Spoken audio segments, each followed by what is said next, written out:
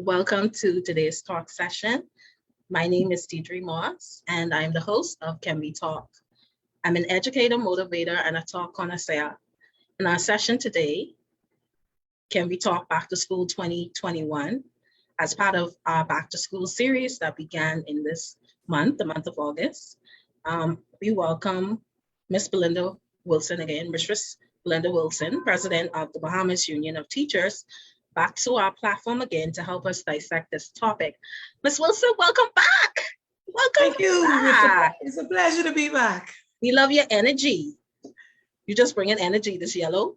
I tell you, I have a lot of pent up energy that needs to be loose. You're giving me energy because I didn't have any. So you're giving me some energy.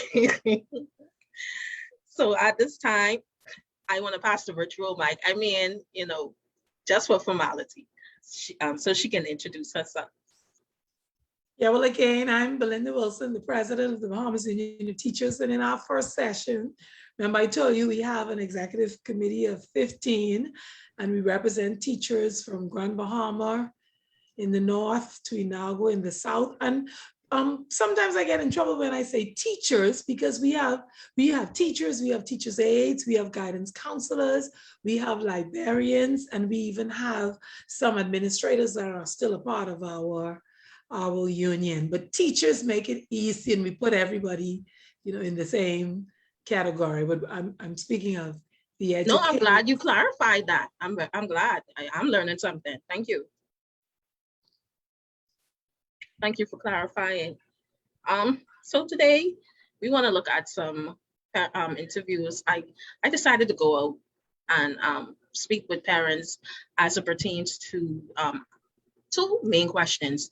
Are they prepared for back to school, and what are some of their major concerns? Now, I know that there have been some developments that would have occurred this week, and so I would also like to highlight that the Ministry of Education has done some things during this week. So these interviews that were done, these interviews were done this week, may not reflect some of the developments that were made. However, we will go through the video. So let me just share my screen.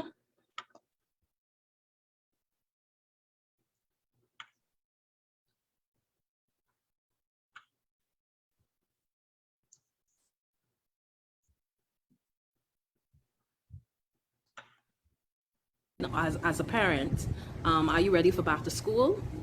Not entirely. I'm not prepared. Has your school or the Ministry of Education informed you of what process they're going to take on for back to school? Nothing as yet. Since the minister came on, the Prime Minister came on the other day, they said that the Minister of Education would come on. There hasn't been any communication. The Minister of Education, he hasn't been on it yet, no emails, nothing from the school. So all I can do now is to stick to the August 30th date that they gave us and prepare the children as best as I can. Okay, thank you so much for your input. Have a good day. Thank you. Okay. I just want to ask you your concerns as a parent for back to school. Well, one of my major concerns are, will the children be back in school full time, or would it be like it was with the last academic year, which was not conducive to my children, especially my 10th grader? I don't feel as if the children were treated fairly academically. And with the COVID in school and the protocol, because a lot of people now contracting this new version of the virus, and the short staff, and whatnot, how will that affect children? But the vaccination is another thing. I'm hoping that the government does not make that mandatory, saying that the minister is yet to come on and make any announcement about it. I am not all for the vaccination right now, saying that it's still a trial. And I do have 3 school-age children. I'm just hoping it's a better academic year than it was last year, because it was trying a lot of platform problems, not being able to access teachers and whatnot, exams being given and children never having the classes, and kids now having to do summer school. It's tasking on parents that, we have to work. We have to be there, these meetings and whatnot, it just wasn't well put together. So I'm just hoping that it's better put together this year. It wasn't super costly, but to go about and get uniforms now, let us guys know as parents, you know, a lot of people aren't working. If you need just one uniform, go there, get 2 uniforms. And a major concern also is, I have 2 children starting new schools, and they're taxing on the entry into the schools, and it's different fees. One school is $145, the other school is $130. Some schools are charging $100. And knowing that it's such a taxing time now for parents, where's this money coming from, as well as trying to get kids ready for school and the bus. So a few concerns. Okay, thank you. So I'm gonna stop right there and get back into that. So Ms. Wilson, I know the volume was a bit low, but do you have any commentary as it pertains to that first interview? I heard what she said, and her concerns are valid. And even, I mean, for us as teachers, it's 5 o'clock on Friday, schools reopen on Monday, and I'm still awaiting the information from the Ministry of Education as to what format the school is going to take. So her concerns are legitimate.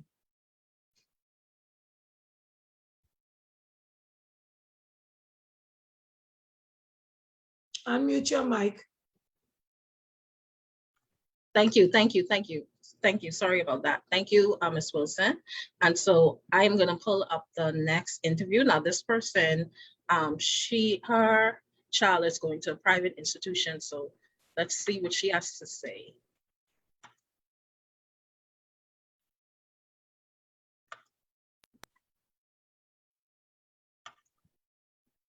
And the bus. So a few. So we're here just to get your perspective of back to school. And so as you prepare for back to school, do you have any concerns, or do you feel like you're prepared and ready? Pretty much, yeah. But yeah, I'm pretty much prepared. And you are, your child is going to a private institution. Yeah, private school. So you've been given the information that you need as it pertains to face-to-face.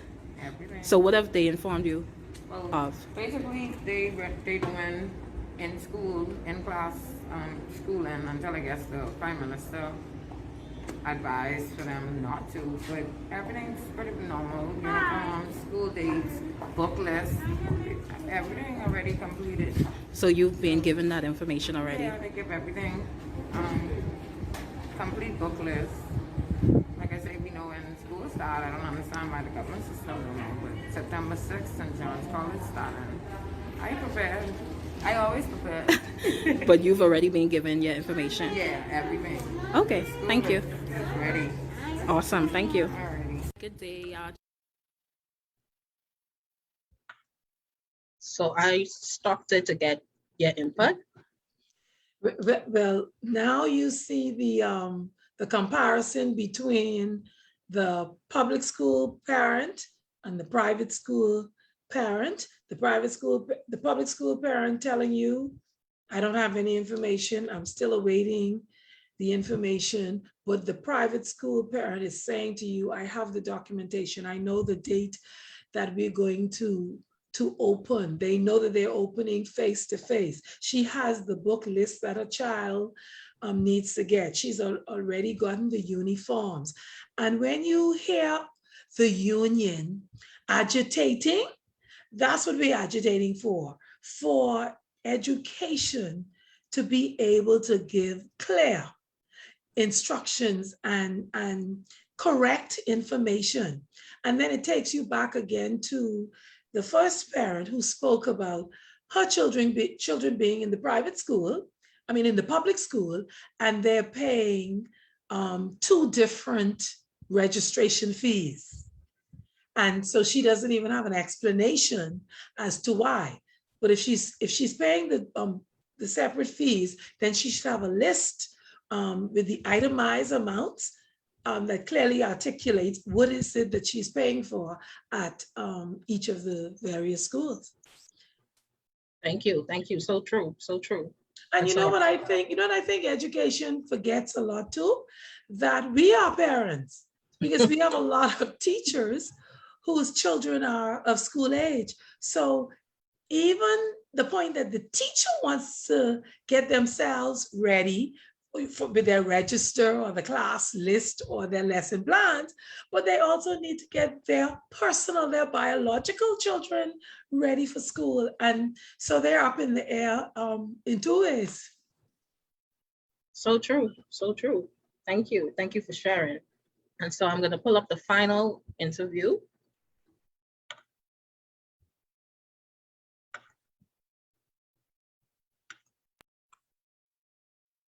Just wanted to ask you about your preparation for back to school. Are you prepared for back to school? Well, I'm not totally prepared as yet, right, as a parent, but I already registered my 10-year-old. You know, it cost me like $150 to register him, and on Joy Rogers, you know, but I'm not totally prepared as yet. But basically, reason why, because nobody has heard from the ministry as yet or nothing to say, well, hey, school is opening at a certain time, all right?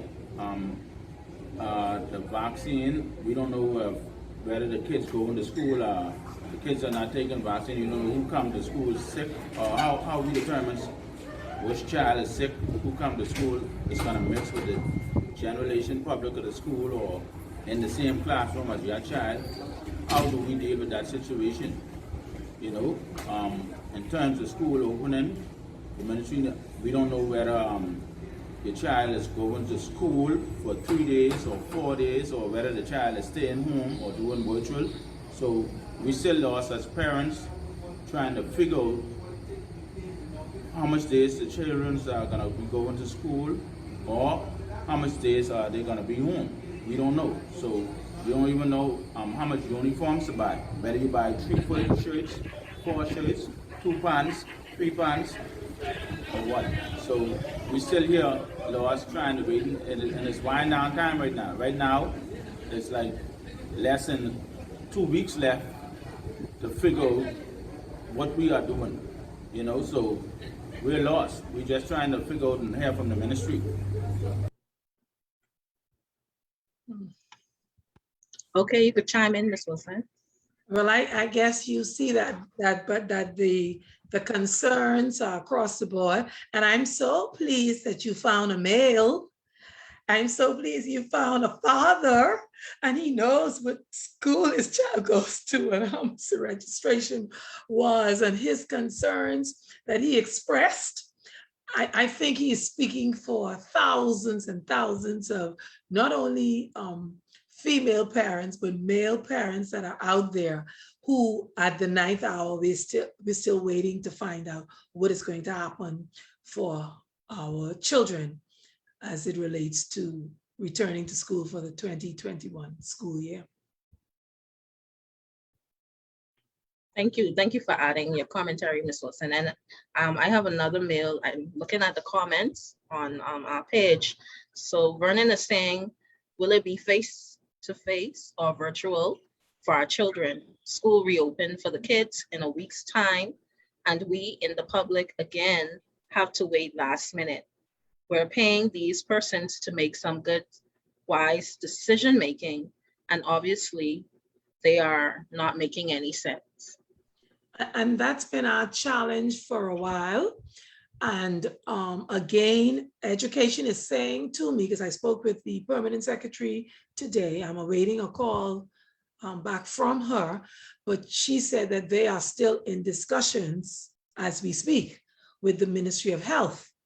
So they will be taking their instructions from the Ministry of Health.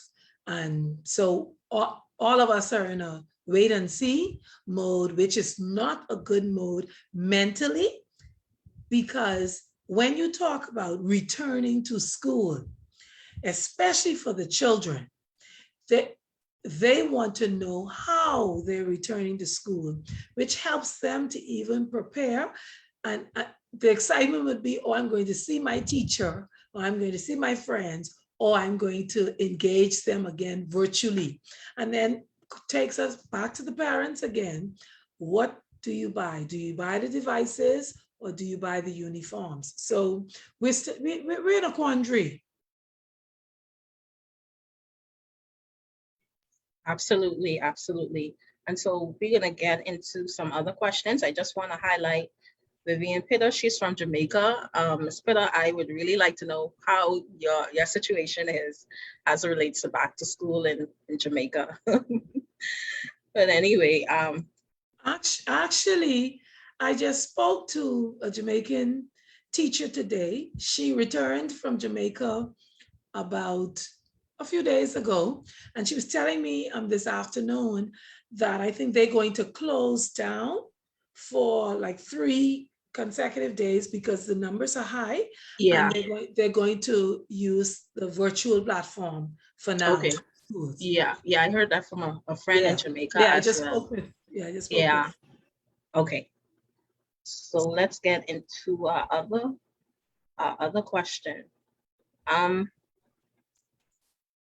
What advice would you offer to parents who are unsure of how to prepare for back to school 2021? But the first advice I would give them, being cognizant of the parents that are not working, or those who are even working are stretched because they're helping the neighbors, they're helping family members, siblings. So I would say hold on to your monies right now for another week or so until you get the information from education as to how school will be taught. And then you would know whether to buy the uniforms or whether to buy a laptop or some sort of technological device. I would also say to parents that they should contact their schools and speak with the principals at their schools. If they're able to get in, to get in touch with the teachers would be useless because the teachers are a wait and see situation now. So maybe the administrators at each of the schools may have information that they can share with the parents. We also have district superintendents offices. They could call the district superintendent's office. If that fails, then they definitely need to publicly speak up that school is opening. And as parents, we want the Ministry of Education to state exactly what is going to happen. Now, you realize from a week ago when we talked, you would have had basically the Minister of Education in place. The House has now been dissolved. So those ministries now are really being operated on a day-to-day basis by the permanent secretaries. So the permanent secretaries must take charge now because they have an obligation to get the information out now to parents, not only in education, but even in the other ministries that are so pertinent to the reopening of schools. What I want to also tell the parents too is to make sure that the number one thing for them, for their children, is safety. Safety first. So if they're uncertain, then make sure that they keep their children at home and keep them in those small groups in the family.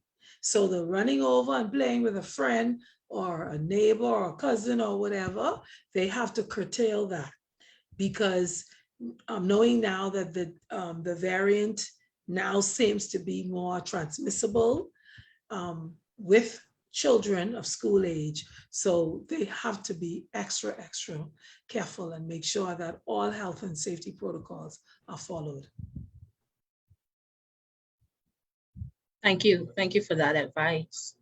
And so in your role as the president of the Bahamas Union of Teachers, what are some of your goals and your objectives for the upcoming school year? Well, definitely one of the goals for the upcoming school year is for whatever format schools would take, that safety is first. I want to really ensure that the teachers and the students have the tools that they need. They have the laptops. I want to be sure that the schools have the internet access and the broadband where the entire school is able to access the internet, and teachers are able to get onto the internet so they can teach uninterrupted. Because I think the Ministry of Education is under a cloud, and they are really not facing the reality that last year we've lost many hours of instructional time.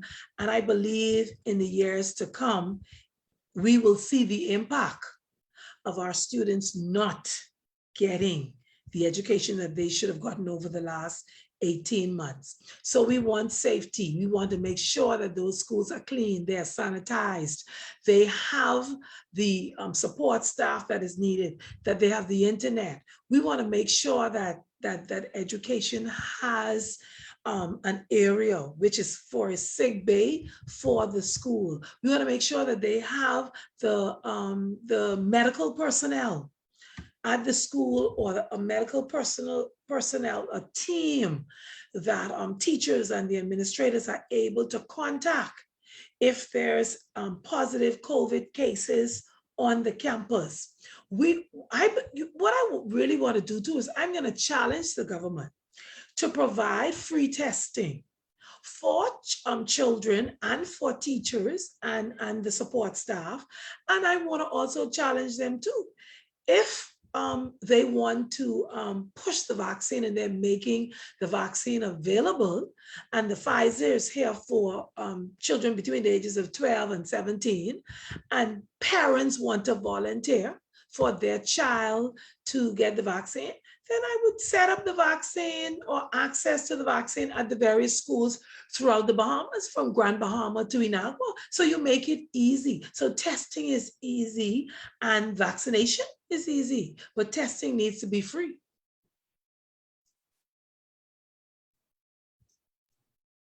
Thank you. Thank you for sharing. And then another question is, at this moment, are you satisfied with or comfortable with the level of communication to educators from the relevant bodies? Definitely, we're not satisfied. We're unsatisfied. We are uncomfortable. Teachers are really anxious. There's a lot of anxiety, and teachers are fearful, and that's common. That's understandable, because in the absence of information, then it leaves you to think about, okay, what is going to happen, how it's going to happen, and that does not augur well for teachers returning in 3 days to schools. And we don't forget, again, we're talking about thousands of teachers from Grand Bahama to Inagua, and the following week, the expectation of about 48,000 students throughout the Commonwealth of the Bahamas.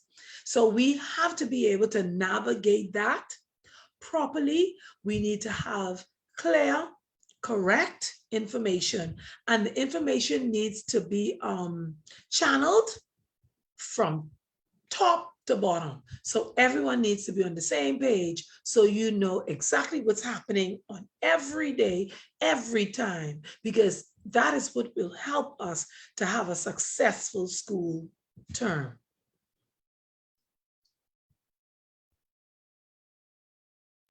Awesome, awesome. And so your recommendations, from your estimation, what of the current situation that we're in, what would you recommend, and what would you like to put forward for Back to School 2021? Well, first of all, I would recommend that the Ministry of Education uses the empirical data that they have, not only from education, okay, because education would know the number of students, the number of teachers in each school throughout the Bahamas. Education has that information. The Ministry of Health has the information as to the COVID deaths, the persons who are COVID positive. They would have the information on the contact tracing and those persons who are in quarantine or isolation. I think that the Ministry of Health and the Ministry of Education's information needs to be fused together. They need to amalgamate that information to make a knowledgeable decision as to how school will open. So for me, and based on the feedback that I've been getting from executive officers and teachers, that virtual and working from home at this time would be the safest way. Again, though, we are uncertain as to whether the virtual platform that the Ministry of Education is using, if it is adequate enough to accommodate the 48,000 students, the 4,000 teachers and administrators, the parents, and if they have all of the documentation and information uploaded digitally onto the platform. So there's much work, it seems, to be done, but our recommendation would be one, virtual, and especially using the data that they have to determine which schools on which islands and keys, and then inclusive of New Providence at the capital and Grand Bahama being the nation's second city, which schools, which islands, which keys are going to go fully virtual, which ones will be partially virtual, which would be your hybrid or blended, or who has the ability and the resources to go face to face. So definitely, how do we open? The recommendation from the Bahamas Union of Teachers is to open virtually, but to look at each school in its specific way and decide how they will open based on their resources and numbers.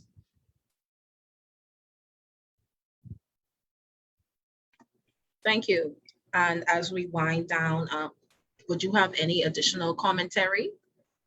Well, my additional commentary would be specifically to our members and to our teachers and our executives and our shop stewards, district stewards, assistant shop stewards throughout the Bahamas. School is opening for teachers on Monday. So we are impressing upon our shop stewards to make sure that they're on top of their game. So they have the Bahamas Union of Teachers COVID-19 Health and Safety Checklist. Use that checklist. Meet with the principals. Go through the checklist. Make sure that everything that's needed, that should be in place to ensure that schools will run smoothly, schools would be safe, that the working environment will be conducive. Make sure go through that list. Shop stewards, meet with your teachers after you've done your walkabout with the principals or whichever administrator is assigned. And please meet with the teachers, give them your view as to everything that's been done, what is outstanding, and teachers, you decide if the school is safe enough for you to enter. I'm one person, so I cannot be in 171 schools on 29 islands and keys. So we're depending on you, teachers, not to be passive. But in this way, you must be aggressive, and aggressive in the way that you want to make sure that you are entering a safe learning environment.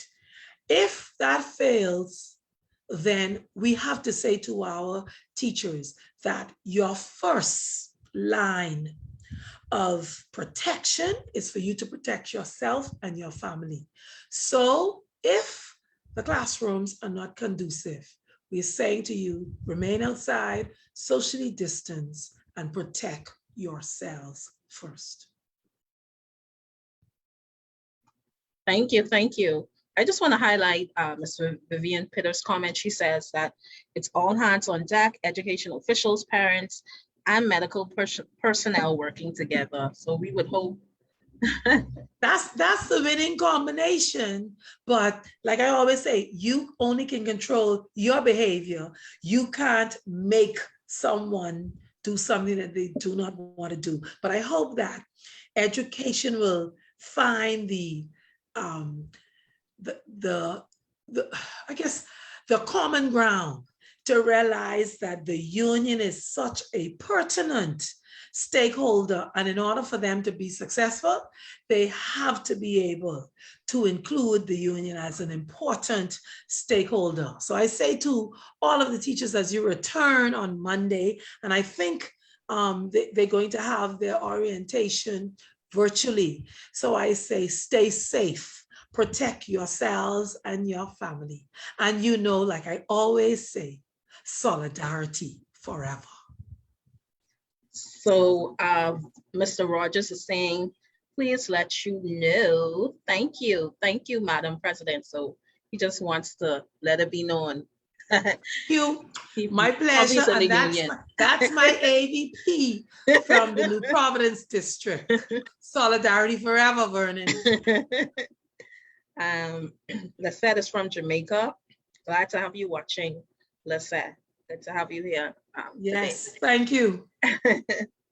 And so, Mrs. Wilson, there's been a little talk about taking action. Let me say this. Action comes in so many different forms. And I notice that whenever I say the teachers are going to take action, and the public goes directly to strike. Actually, a strike is that's your last tool in the arsenal. So there's so many other things that we can do before we strike. So we're going to look at all of the avenues that are available to us, and we will use them as efficiently and as effectively as we can, because if we cannot get the Ministry of Education's attention with diplomacy, then we will get it with industrial action. And I'm so glad that you mentioned that. People, their minds usually go to strike, but you mentioned there are other ways to lead up to that point. That's not always the first course of action. So I want to thank you for sharing that. And also, again, open up the floor once again as we wind down and close for you to say anything else, any other commentary that you may have missed.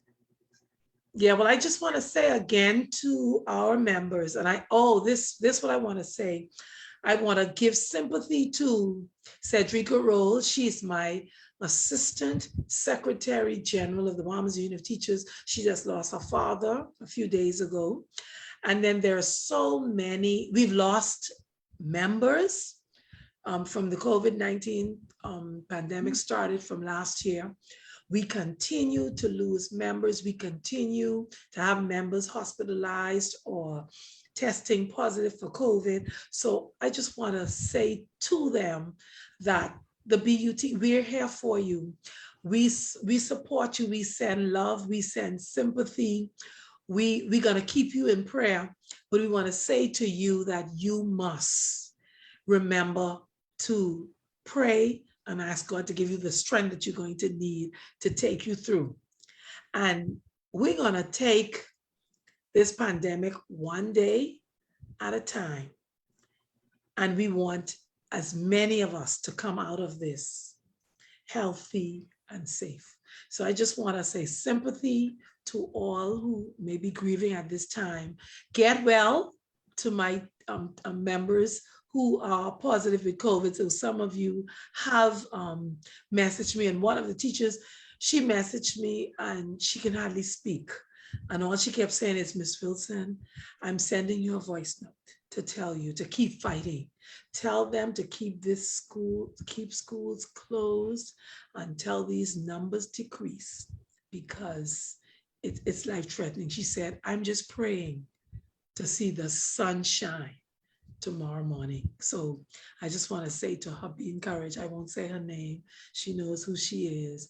Be encouraged. I would have said a prayer for her and given her a word of encouragement. I'm saying to all of you, be encouraged, stay safe, follow the safety protocols. Oh, let me remind them too, we are still working from home. The Bahamas Union of Teachers, we have 2 offices in New Providence and in Grand Bahama. We're still working from home, but y'all have our cell numbers. You have our email addresses. So any concerns you have, anything you need to speak with us about, we're here for you. And they know that we love them. And as I always say, solidarity forever. Awesome, awesome. Great message, great advice. Did it again, Miss Wilson. You did it again. Thank you. Like I said, I love this bright color, this yellow. You warming me up. Yes, actually, there's a fluorescent green. Oh, Yes, a fluorescent green. Oh, okay. Lovely. Yeah. Lovely.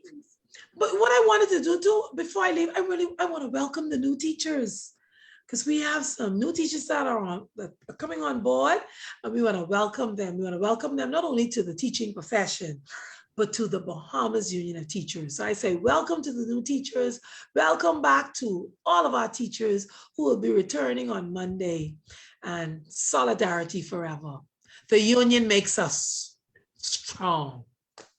Thank you. Welcome, teachers. Thank you. So with that, Ms. Wilson, we will close off this session today. Again, I would like to thank you for your time. You have a page you want to share? Does the union have a page? Well, yeah, we have a Bahamas Union of Teachers page, but we have that closed. It's just for our members. But I'm Belinda Wilson on Facebook. So they can find you. Yeah, find me. No problem. I'm there. And they know I ain't never scared. I don't run from no fight. That's a biggity talk, Ms. Wilson. That's talk. So Thank you very much. So I would like to thank our viewers for listening to our talk. I would love to thank our guest, Mistress Belinda Wilson, and I would like to recommend that our viewers like our page for future notifications of upcoming talks. Comment under this video, let us know your thoughts, and let us know, what you think about this talk today. You can subscribe to our YouTube channel and follow us on Instagram and Twitter. Thank you and good evening. Thank you, Ms. Wilson.